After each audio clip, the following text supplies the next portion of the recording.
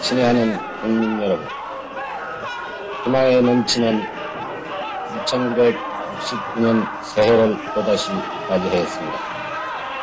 올해에도 부디 복 많이 받으시고 뜻하신 소망이 모두 성취되기를 축원하는 바입니다.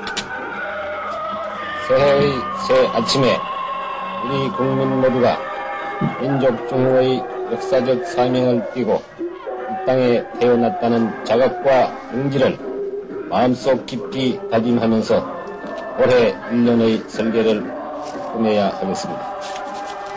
1년은 우리 민족이 정치와 굴욕을 박차고 조국 근대화를 향해 전진을 시작한 1960년대를 결선짓는 해이며 또한 민족의 중흥을 기약하는 대망의 70년대를 준비하는 해이며 제2차 5개년 계획의 제3차 연도로서 우리 민족에 있어서는 실로 역사적으로 중대한 해가 되겠습니다.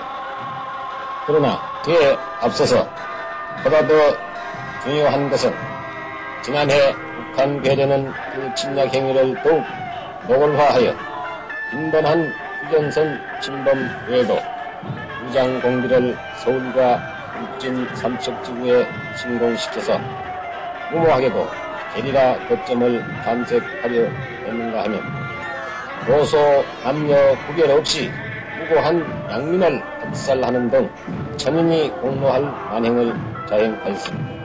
군, 경찰, 강토 예비군 그리고 모든 국민이 협조 체제를 강화하여 지역 방위에 안전을 기하고 땅에 하나의 공기도 발붙이지 못하도록 방위와 경계를 철저히 할 것을 강조한 바 있습니다. 국민 여러분, 싸우며 건설하는 데 있어서 우리의 또 하나의 과제는 경제 건설의 촉진입니다. 지난해 우리는 국교의 발악적인 도발 행위와 또한 호남, 영남 지방을 휩쓴 일례 드문 외환발에도 불구하고 우리 경제는 13%라는 높은 성장을 보였습니다.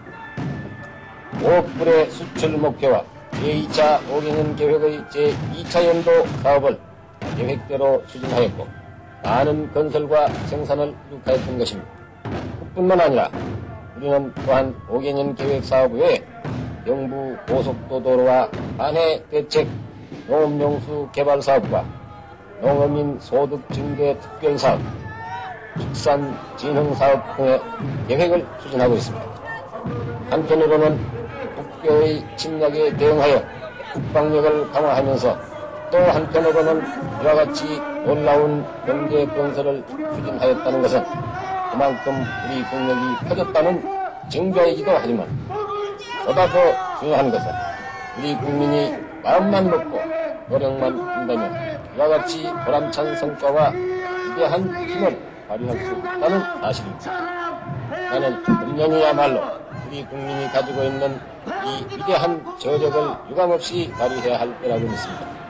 이제까지 우리 힘이 잘 미치지 못했던 중과학공, 종합제철, 기계공업 등을 중점적으로 건설 육성하고 수출 산업과 전력이나 수송력 개발에 더욱 힘을 기울이는 한편 중소기업의 현대화를 위해서 제2차 5개년 계획 사업을 더욱 촉진해 나갈 작정입니다. 그리고 또한 무엇보다도 농어민의 소득 증대, 노천의 근대화, 농공영진정책의 구현을 위해서 획기적인 해가 되도록 해야 하겠다는 것입니다. 그리하여 금년에 7억 불, 앞으로 5, 6년 후에는 적어도 25억 불 내지 30억 불의 수출을 기어코 달성하여 우리도 남부럽지 않게 잘 사는 나라로서 세계 무대에 등장해야 하겠습니다. 국민 여러분, 이런 단계에 있어서 국방과 건설이라는 두 가지 과제는 결코 서로 떨어진 두 개의 임무가 아닌 것입니다. 국방이 즉 건설이요, 건설이 즉 국방인 것입니다. 우리가 그 온갖 도발을 물리치고 대공투쟁에 승리하는 것이나 치열한 경제 전쟁의 무대에서 승리하고 조국 근대화 과업을 촉진하는 것이나 조국을 통일하고 민족의 중흥을 극화되는 목적은 같은 것입니다. 지금이야말로 우리는 너와 나의 구별 없이 각기 맡은 바 직장에서 반공정사의 일원이라는 신념으로 싸우며 건설하는 일꾼이 되어야 하겠습니다. 주어진 환경을 개척하여 그것을 약진의 발판으로 삼고 중단 없이 꾸준히 노력하는 자에게만 승리의 기쁨이 있는 것입니다. 끝으로 나는 다시 한번 이해가 싸우며 건설하는 우리 민족 약진의 해가 될 것을 바라면서 국민교육원장의 한 구절을 인용하여 새해 국민 여러분 복 많이 받으시기를 축원합니다. 난공 인구 정신에 부천한 애국 애족이 우리의 삶의 길이며 자유세계의 이상을 실현하는 기반입니다. 길이 후손에 물려줄 영광된 통일조국의 앞날을 내다보며 신념과 긍지를 지닌 근면한 국민으로서 민족의 승리를 모아 힘찬 노력으로 새 역사를 창조하자.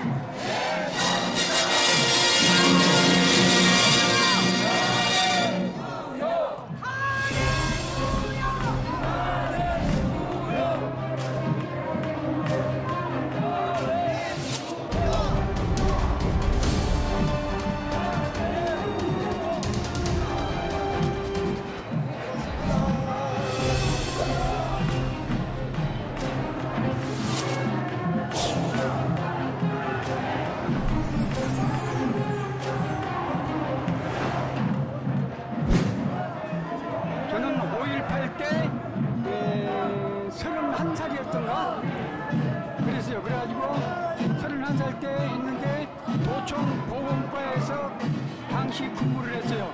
내가 도청보건과 구료 담당을 업무 분장을 했어요. 구료 담당. 구료 담당이라면은 우리가 주로 이제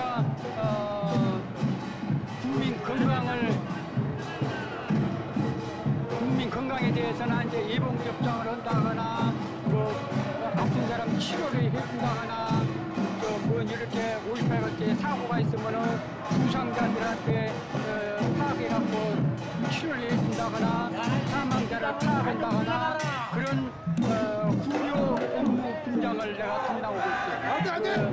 이게 5.18 당시에 부상자들이나 사망자들에 대한 실무자였어요, 제가. 그러니까 실무자는 광주 전남도에 딱 한 명 있고요. 그때 이제 전남도청은 광주시도 전남도 직할이었어요. 직할 시군이었어.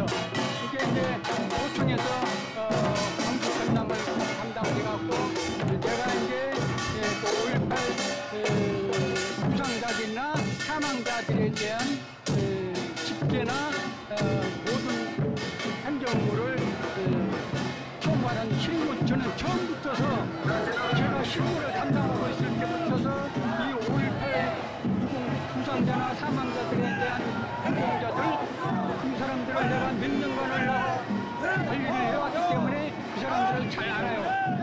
그 사람들은 5.18을 일으킨 사람들은 100% 북한 공작원들에 대해서 일으킨 사건이에요. 그 다음에 이 5.18 부상자나 사망자나 이런 사람들은 5.18하고는 물건만큼도 관련이 없는 사람들이에요. 그렇기 때문에 난 지금까지 이름이 없었기 때문에 이런 데서 한 번도 밝혀본 일이 없지만은 처음부터 지금까지 5.18이 완전히 허구란 것을 내가 말하고 있고 언제나 기회가 되면은 이렇게 내 아는 걸 전부를 밝히려고 항상 마음 먹고 왔었어요. 근데 오늘 이렇게 기회가 되는 제가 말하는데 이런 5.18은 민주화 운동이 전혀 아니고 이게 5.18 부상자들이나 누가 사망자들 중에서 단 한 명도 그 민주화 운동을 주도한 데모한 대학생들은 단 한 명도 없었고 또 저기 민주화 운동을 했거나 뭐 그런 사람도 단 한 명도 없고 그러니까 내가 관련 5.18 부상자나 유공자들이나 사망자들은 단 한 명도 민주화 운동에 조금만큼도 관련이 없는 사람들이고, 실제로 내가 그 사람들을 다 알기 때문에 그 사람들은 5.18 민주화 운동과 전혀 관련이 없는 사람들이에요. 완전히 거짓이에요. 나 지금까지 나는 이렇게 전차도 타보고 직접 그때 당시에 이제 군용차나 아시아 자동차에서 탈취한 군용차들이나 그런 것이 교통수단이었어요. 완전히 이제 광주시는 유럽 천지가 민주노총이 시키는 대로 하는 문재인을 군용차들이나 그것이 이제 교통수단이었고, 그 다음에 이제 장갑차가 2대가 다니면서 계속 방송을 했죠. 여자가 방송을 하는데 우연히 내가 그 장갑차를 타니까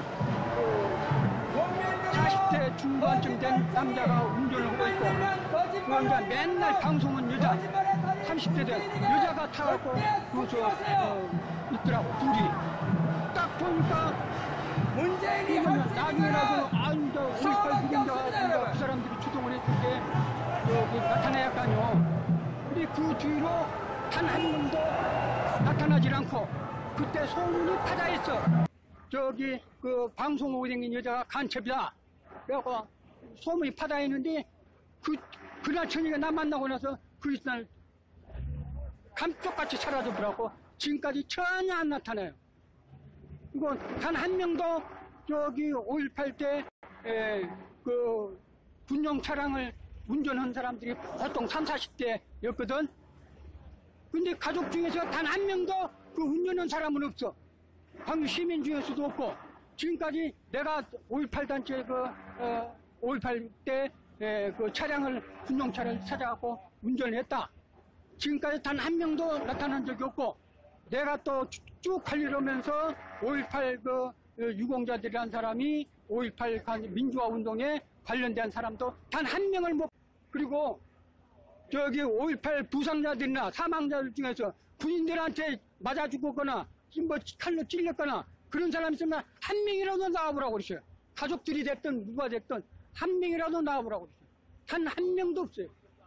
내가 이제 그 부상자들 473명, 그리고 그 사람들 중에서 군인들한테 다친 사람 단 한 명도 없어.